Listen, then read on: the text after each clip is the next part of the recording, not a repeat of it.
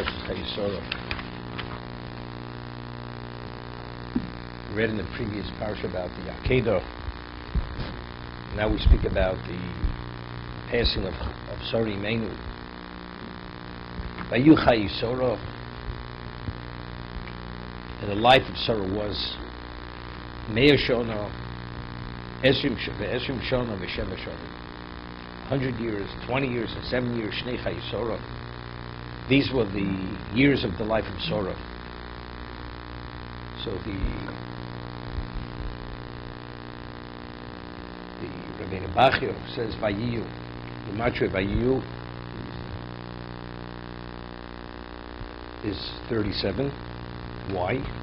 Howard.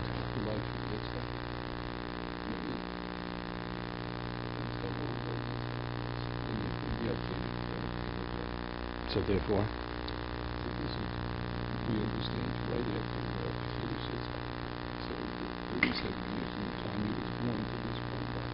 it says much more than that. Much more than that. I would be about everybody. No, you won't be Rabbeinu. Oh, you Moshe Rabbeinu, of course, you say Bereshis Bar Elokim. Now Moshe Rabbeinu. Vayu Chayei Sarah. Although she lived 127 years, what were the years of her life? What were considered the years of her life? Those 37 years she spent with Yitzchak. That was the essence of her life. Vayu Chayei Sarah. What was the Chayei Sarah? Vayu. Right? That's Rabbeinu Bachya. And it says, but how long did she live? Me'ah Shana, Esrim Shana, Sheva Shana. Shnei Chumash Rashi. L'chein nichtav Shana b'chol klal b'klal. Regarding every unit of years, it's a Shana. Lo melech shekol echad yishush la'atzmo. To tell us each one is explained separately. Bas kuf kebas chot l'chet. When she was 100, she was no different than 20-year-old l'chet. Ma bas chof l'choto. Shreina bas onshin. That regarding certain areas of sin, the person is not culpable. Av bas kuf l'chet u'bas chof kebas zayin liofi. And when she was chof, she was like a 7-year-old girl liofi, meaning her level of beauty increased. Shnei Chayei Sarah, the conclusion of the pasuk Torah superfluous. Shnei Chayei Sarah. If she lived 127 years, evidently these were the years of Sarah's life. Kulan Shavon L'Teva. They were all equally good. Okay, so the obvious question. She was taken by Paro in the early defile. That was good. Right? She was taken by Avimelech. And later Avimelech said that he fathered Yitzchak. That was good. Kulan Shavon L'Teva. Whatever Nochmish Gamzu was, who said everything was the most extreme level of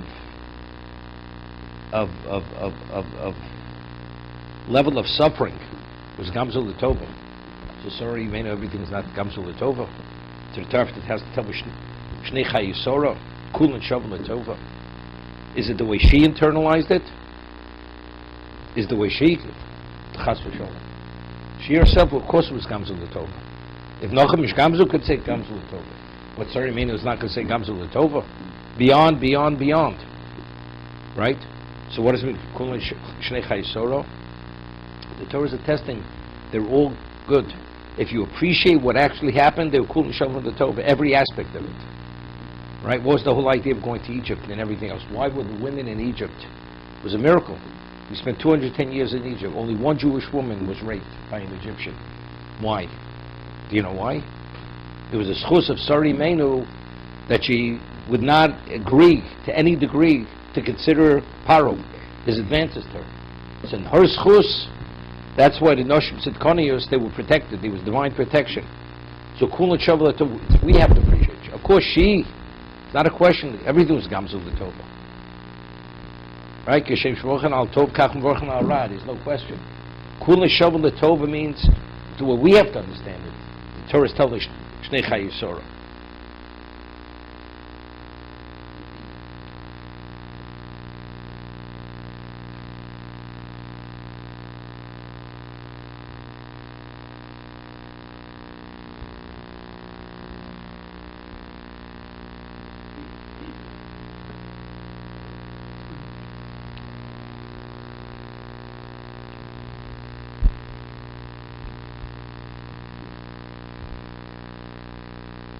The Balaturim also says, Rabbi Bachi says, Davrachem minyan vayu hayu ikar chayeo mishno l'yitzchok.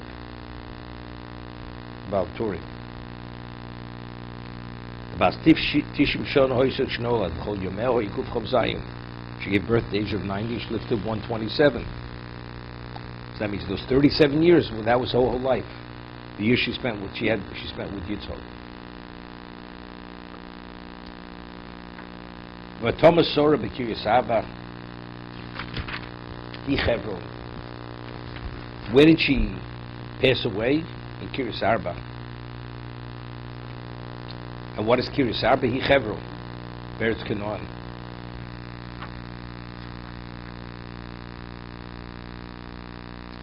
Why is it important for us to know where she passed away? Evidently it is. The Torah has to tell us. You know where she passed away? She passed away in Kiryas Arba.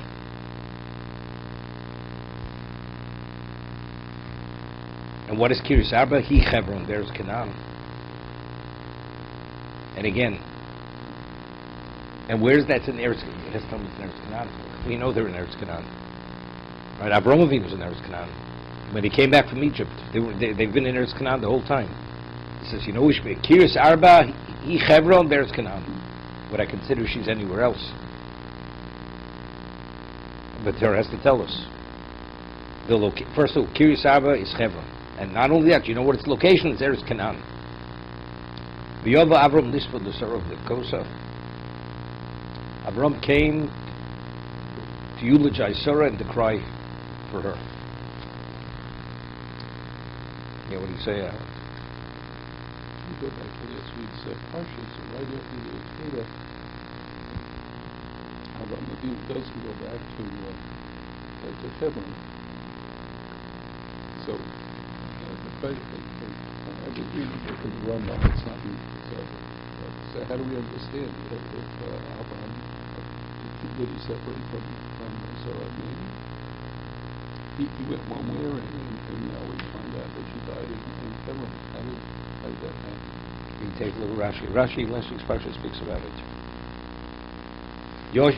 Lo yeshiva mamosh shir b'Hebron hayu yoshev. He was living in Hebron at the time. No, sir. It's the opposite. So what if a Yoshi doesn't mean that? Yotzim Yerushalayim v'holchol Hebron. Or shenemar v'yoga Avrom be'eretz Rabbi Meruvim v'shem Hebron v'shem Hebron v'shem Parashim L'malo. Okay. Let's see Rashi. Kiryas Arba.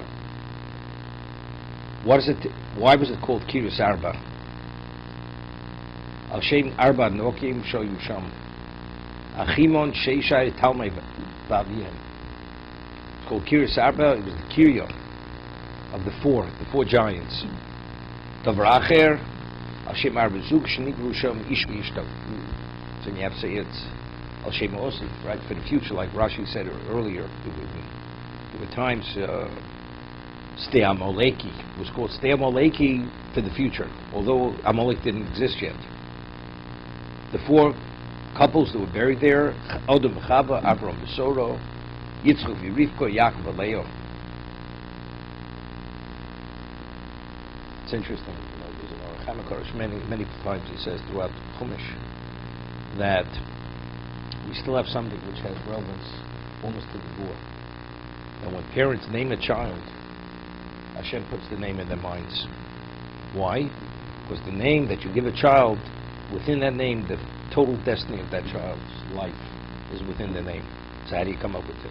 If we know the destiny of a child, Hashem puts the name of the child in the minds of the parents, and that's what they named the child. Okay?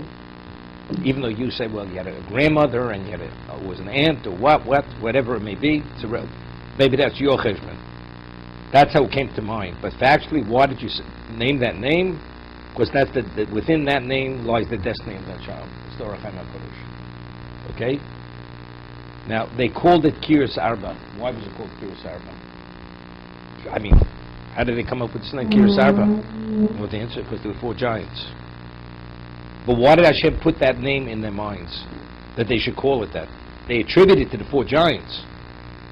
It's the Kir of the Arba, because there were the Arba Zugos.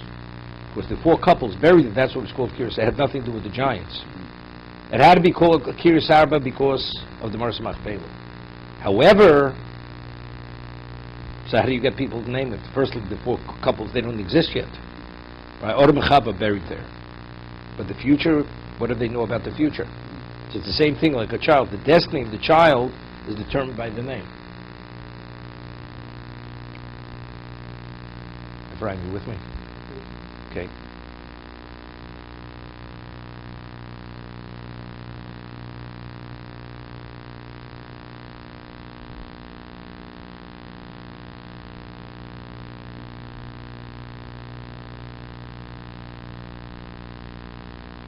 V'yov Avram Be'er Sheva Lispod the Sorah because Lispod Misa Sorah Lakeres Yitzchok.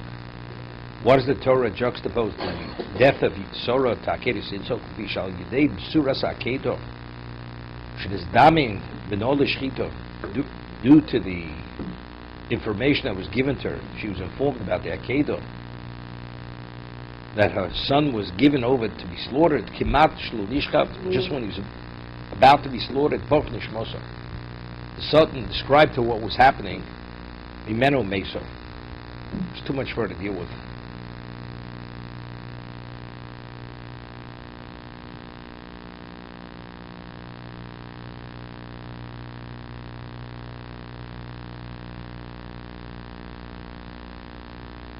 Over here, the Baal Torah mentions, you see the Chof is small, the Fkoso. Chof Ketano Shlo Boche B'mat. The small chaf indicates that he minimized regarding the crying. Why? So either because he says she was a Kena Hoiso.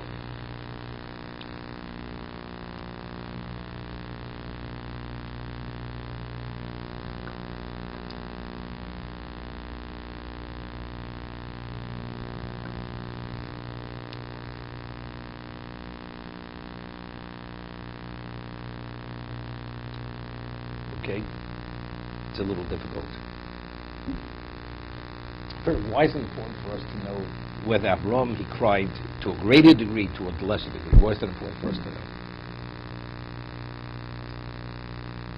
If the reason is because she was a Cana, I mean, I'm so sure from here a lesson that for an older woman you don't cry.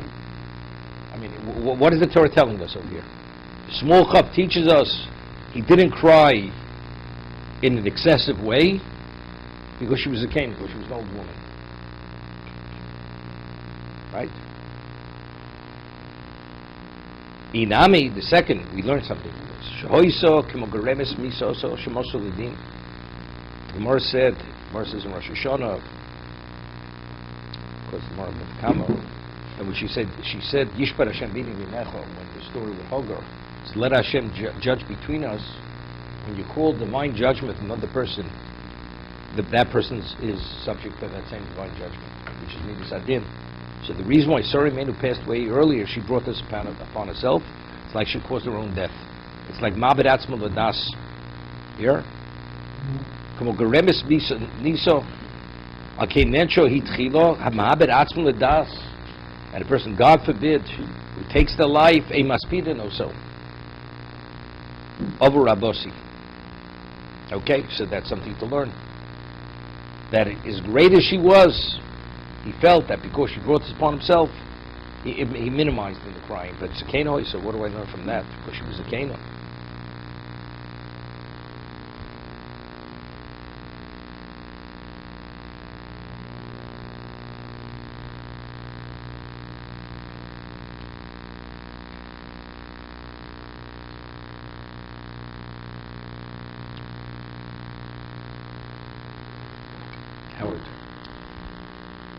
Howard has something to say. Go ahead. It's always troubling that we say that the Satan has the power to do something without Hashem as the initiator. So, exactly. So we have to understand that was what Hashem,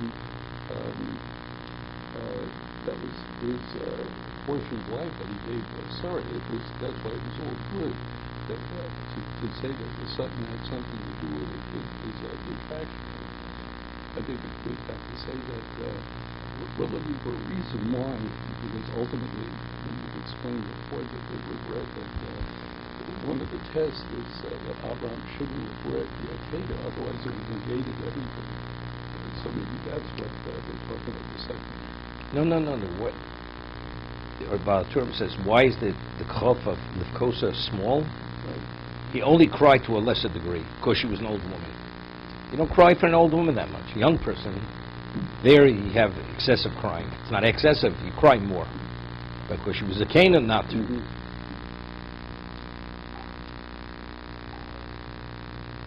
Well, there's a question, you mentioned it years past, that did Sarah live out her full years?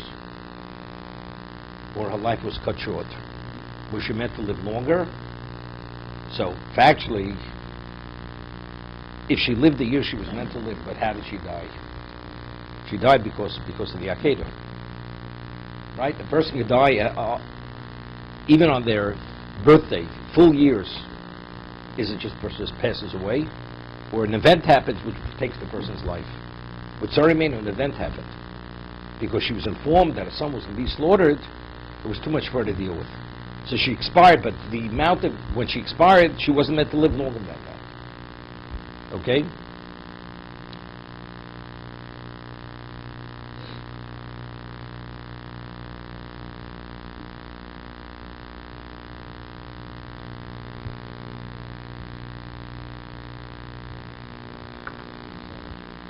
No, I'm just saying that, yeah.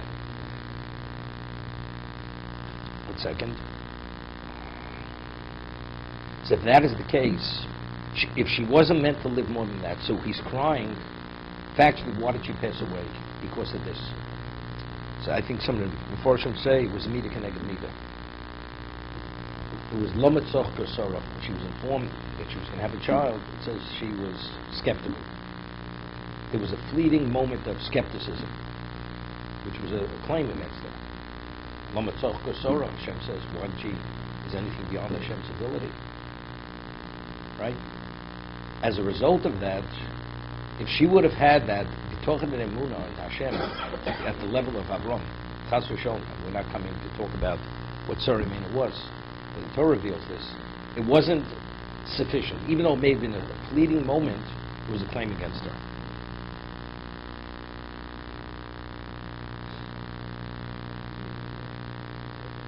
It's somehow linked to this.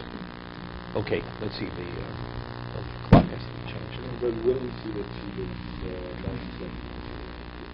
97, 90. It's explicit in the pasuk.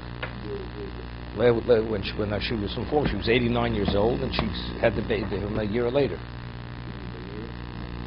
The story with the 3 angels. Yeah.